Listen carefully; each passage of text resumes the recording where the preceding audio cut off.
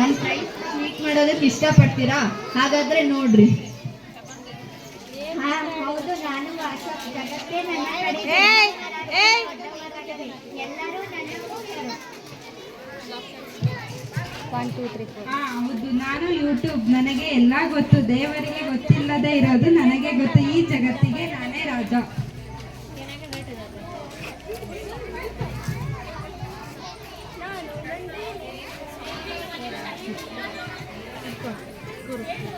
ನಾನು ನಂದಿನಿ, ಬೆಂಗಳೂರಿಗೆ ಬಂದೀನಿ, ಪೇಜೆಲಿ ಇರ್ತೀನಿ, ಐಟಿ ಕೆಲಸ ಮಾಡ್ತೀನಿ, ಊಟ ಸೇರಿಲ್ಲ ಆದ್ರೂ ತಿಂತೀನಿ, ಬಂದಿದ್ದ ದುಡ್ಡೆಲ್ಲ ಮನೆ ಕಳಿಸ್ತೀನಿ.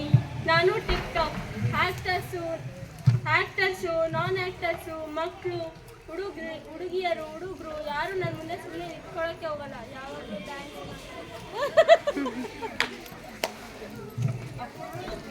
ನಾನು ಇನ್ಸ್ಟಾಗ್ರಾಮ್. ಎಲ್ಲರೂ ನನ್ನ ಹುಚ್ಚರು, ಅದರಲ್ಲಿ ಮುಖ್ಯವಾಗಿ ಯುವಕರು. ಇವರಿಗೆ ನಿಮ್ಮೆಲ್ಲರಿಗೂ ನಾನು ಇಷ್ಟ. ನಾನಂತರೂ ನಿಮ್ಗೆಲ್ರಿಗೂ ಗೊತ್ತು. ನಾನು ಫೇಸ್ಬುಕ್. ನನ್ನಿಂದಾನೇ ಸಾಮಾಜಿಕ ಜಾಲತಾಣ ಶುರುವಾಗಿದ್ದು. ಆ ದಿನ ದೂರ ಇಲ್ಲ. ಎಲ್ಲರೂ ನಮ್ಮ ಕೈವಶದಲ್ಲಿರ್ತಾರೆ. ಹಾಗೆ ಎಲ್ಲರೂ ನಾವು ಹೇಳ್ದಂಗೆ ಕೇಳ್ತಾರೆ. ಹಾಗಿದ್ರೆ ನಡೀರಿ ನೋಡೋಣ.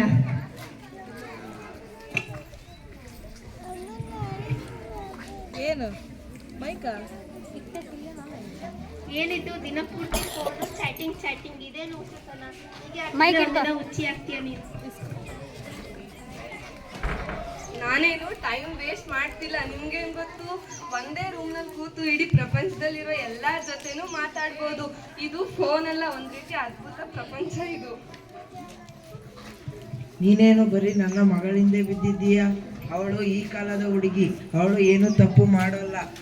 ನೀನು ಟೆನ್ಷನ್ ತಗೋಬೇಡ. ಅವಳು ನನ್ನ ಮಗಳು. ನಿಮ್ಮನ್ನ ದೇವರೇ ಕಾಪಾಡ್ಬೇಕು.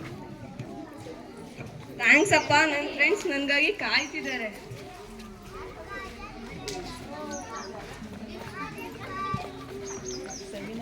ಹೋ ದೇವ್ರೆ, ನನ್ನ ಐಡಿನ ಯಾರೋ ಹ್ಯಾಕ್ ಮಾಡಿದ್ದಾರೆ. ನನ್ನ ಜೀವನನೇ ಸರ್ವನಾಶ ಆಯ್ತು.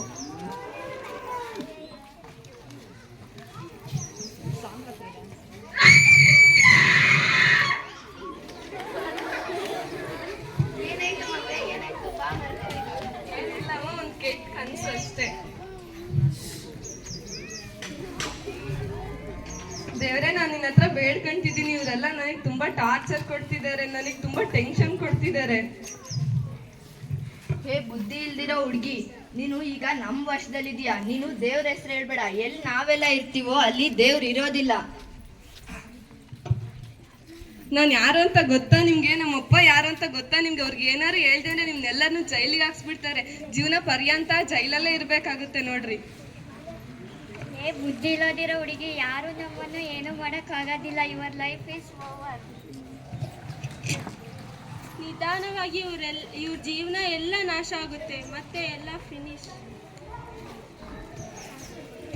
ಇದೆಲ್ಲ ನೀನೇ ನಿನ್ ಕೈಯಾರೆ ಮಾಡ್ಕೊಂಡಿರೋದು. ಇದಕ್ಕೆಲ್ಲ ನೀನೇ ಹೊಣೆ.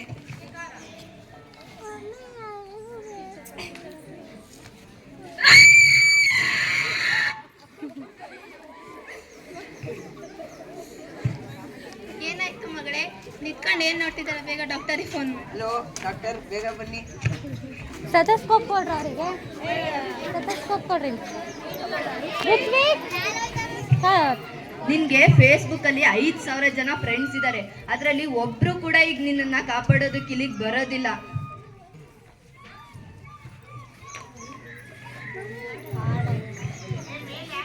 ನೋಡಿದ್ರೆ ಇದೆಲ್ಲ ಮೊಬೈಲ್ ನಿಂದನೇ ಆಗಿರೋದು. ಮೊಬೈಲ್ನಿಂದ ಈಗೆಲ್ಲ ಆಗುತ್ತಾ?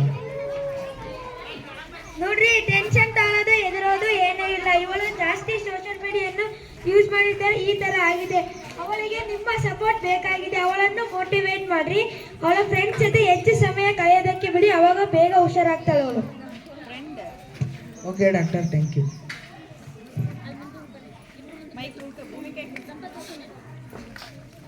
ಹಲೋ ಅಂಕಲ್, ತೇಜು ಹೇಗಿದ್ದಾಳೆ? ಅವಳಿಗೆ ಏನಾಗಿದೆ? ನನಗೆ ಗೊತ್ತಿಲ್ಲ ಅವಳಿಗೆ ಏನಾಗಿದೆ ಅಂತ. ರಾತ್ರಿ ಕಿರಿಸ್ತಾ ಇರ್ತಾಳೆ. ಡಾಕ್ಟರ್ ಹೇಳಿದ್ರು ಅವಳು ಸೋಷಿಯಲ್ ಮೀಡಿಯಾ ಯೂಸ್ ಮಾಡೋದ್ರಿಂದ ಹೀಗೆಲ್ಲ ಆಗಿದೆ ಅಂತ. ನೀವೇನು ಚಿಂತೆ ಮಾಡಬೇಡ್ರಿ, ಅವಳು ಸರಿ ಹೋಗ್ತಾಳೆ. ನಾನು ಅವಳನ್ನ ಒಂದು ಕಡೆ ಕರ್ಕೊಂಡು ಹೋಗ್ತೀನಿ. ಕರ್ಕೊಂಡೋಗು ಮಗಳೇ, ಅವಳು ನಿನ್ನ ಜೊತೆ ಇದ್ದರೆ ಸರಿ ಹೋಗ್ತಾಳೆ ಅನ್ಸುತ್ತೆ. ಏನಾಯ್ತು ತೇಜು ನಿನಗೆ? ಯಾಕೆ ನಿನಗೆ ಎಷ್ಟೊಂದು ಫ್ರೆಂಡ್ಸ್ ಇದ್ದಾರಲ್ಲ ಫೇಸ್ಬುಕ್ಕಲ್ಲಿ, ನೀನು ಫೋಟೋ ಪೋಸ್ಟ್ ಮಾಡ್ತೀಯಲ್ಲ, ಎಷ್ಟು ಲೈಕ್ಸು ಕಮೆಂಟ್ಸು ಬರ್ತವೆ. ಏನಾಯ್ತು ನಿನಗೆ? ನನಗೆ ಏನಾಯ್ತು ಅಂತಾನೆ ಗೊತ್ತಾಗ್ತಿಲ್ಲ. ಯಾವ್ದ್ರಲ್ಲೂ ಇಂಟ್ರೆಸ್ಟ್ ಇಲ್ಲ. ರಾತ್ರಿ ಹೊತ್ತು ಕೆಟ್ಟದಾಗೆಲ್ಲ ಕನ್ಸು ಬೀಳ್ತಿರುತ್ತೆ, ಜೋರಾಗೆಲ್ಲ ಕಿರಿಚ್ಕೊಳಂಗಾಗುತ್ತೆ. ನೀನೇನು ಟೆನ್ಷನ್ ಮಾಡ್ಕೋಬೇಡ, ನಾನು ನಿನ್ನ ಜೊತೆ ಇರ್ತೀನಿ. ನನ್ನ ಫ್ರೆಂಡ್ಸ್ಗೆಲ್ಲ ಸೆಲ್ಫಿಶ್ಗಳು.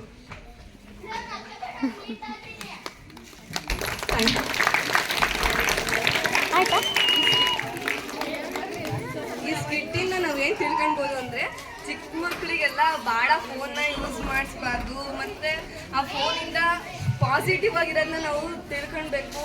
ಅಂದರೆ ನಾವು ಬರೀ ಓದೋದಕ್ಕೆ ಅದನ್ನ ಯೂಸ್ ಮಾಡ್ಕೊಳ್ಬೇಕು, ಇನ್ಫಾರ್ಮೇಷನ್ನ ತಗೊಳೋದಕ್ಕೆ ಯೂಸ್ ಮಾಡ್ಕೊಳ್ಬೇಕು. ಅದನ್ನ ಬಿಟ್ಟು ಬೇರೆ ಇದಕ್ಕೆ ಯಾವುದಕ್ಕೂ ಯೂಸ್ ಮಾಡ್ಕೊಳ್ಬಾರ್ದು.